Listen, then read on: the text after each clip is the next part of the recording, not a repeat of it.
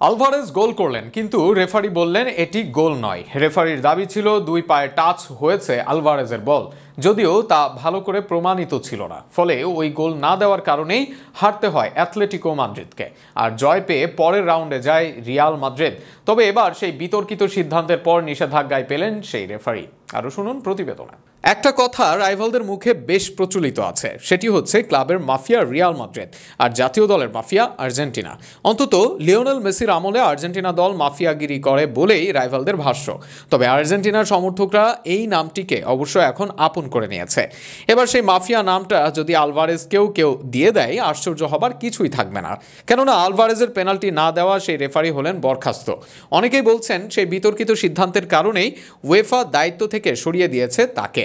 প্রসঙ্গত Real Madrid ও অ্যাথলেটিকোর ডু অর ডাই ম্যাচে টাই ব্রেকারে ঘটে আশ্চর্যজনক এক ঘটনা।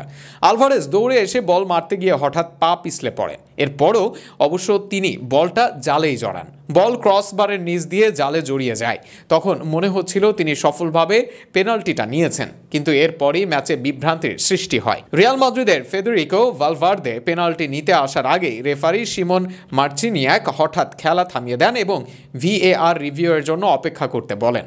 ভিএআর চেকের মূল উদ্দেশ্য ছিল এটি নিশ্চিত করা যে আলভারেজ শট নেওয়ার সময় বলটি দুইবার স্পর্শ করেছিলেন কিনা।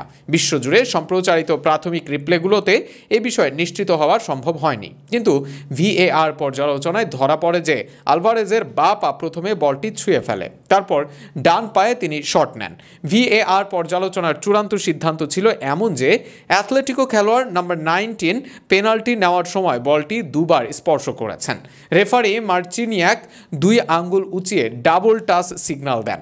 তবে স্টেডিয়ামে উপস্থিত দর্শকদের তাৎক্ষণিকভাবে বিষয়টি জানানো হয়নি। ফলে অ্যাথলেটিকো সমর্থকরা উদযাপন করতে থাকেন, যদিও তাদের দল তখন 2-1 ব্যবধানে পিছিয়ে ছিল। ম্যাচ শেষ হওয়ার 1 ঘন্টা পর গোলপোস্টের পেছন থেকে ধারণ করা একটি স্পষ্ট ভিডিও রিপ্লে প্রকাশিত হয়, যেখানে দেখা যায় আলভারেজের বা পা বলটিকে সামান্য স্পর্শ করার পর সেটি তার ডান পায়ে লেগে গোলে প্রবেশ করে।